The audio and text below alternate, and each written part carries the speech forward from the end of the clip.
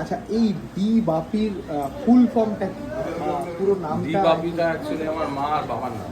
আচ্ছা ডি দিয়ে হচ্ছে ডলি আর বি ফর বাপি।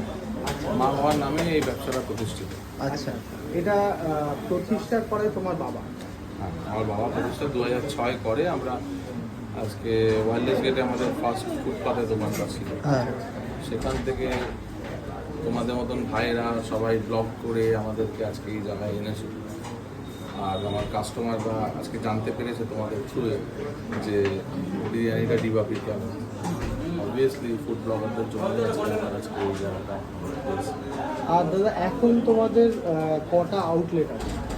এখন বর্তমানে 3টে আউটলেট আছে, ব্যারাকপুর, মধ্যমগ্রাম, বারাসাত।